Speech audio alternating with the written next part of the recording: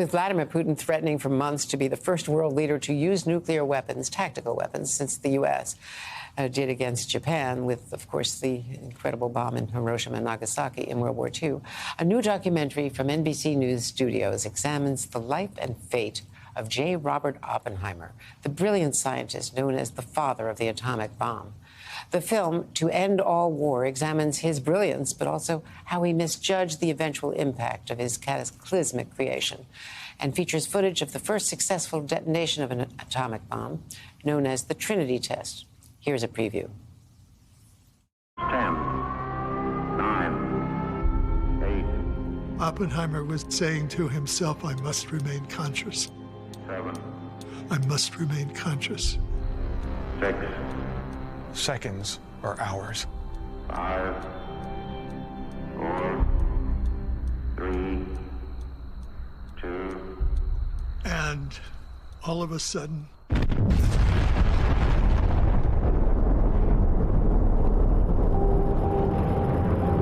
the whole place lit up.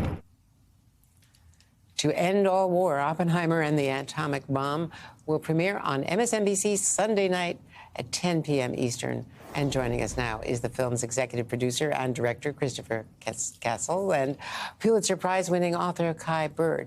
He is the co-author of American Prometheus, The Triumph and Tragedy of J. Robert Oppenheimer, that inspired the upcoming film, the feature film, Oppenheimer, directed by Christopher Nolan. So, Chris, Oppenheimer was such a complicated figure. He thought that this was so horrific, it would end all weapons. Yeah, that's what he hoped. And so far he's been right in a way. You know, if you think about it as being, he saw the deterrent factor of the atomic bomb as potentially keeping us out of any world wars after World War II. We haven't had one. However, the threat still remains, and the weapons have gotten much, much, much more powerful, much more numerous. And so when we see things like what Putin's doing in Ukraine, unfortunately makes the story a little bit too timely. Indeed, and Kai Bird, you lived with Oppenheimer for a long time as his the co-author of his biography. There was a moral debate at the time, of course, of the creation and the use of the weapons, and he was tortured by it later.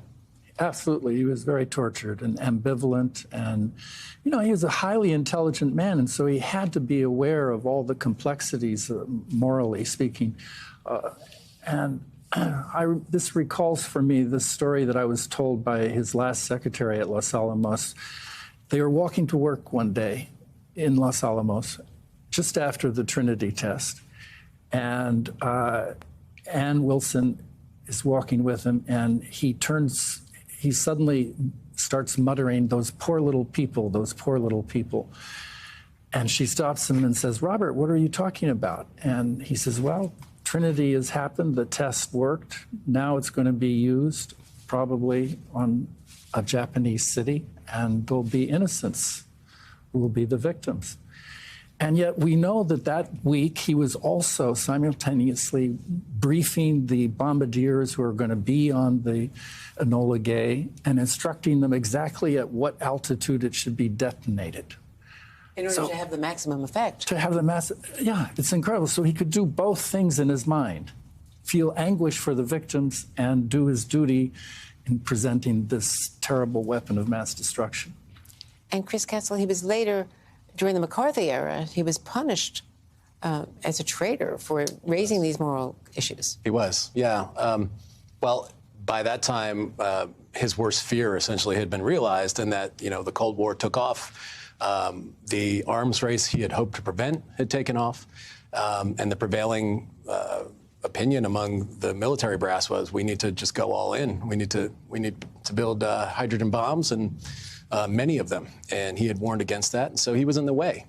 And so they went back to his communist flirtations in the 1930s. He was never a card-carrying member of the Communist Party. That was a common intellectual pursuit, actually. It was. In the 30s, it was different being a communist in the 30s, although he never apparently was one. It was different flirting with communism in the 30s than it was seen in the 50s. But they were able to kind of dredge up some of these old associations of his and use them against him and get him out of government, just, because he was an opposing voice.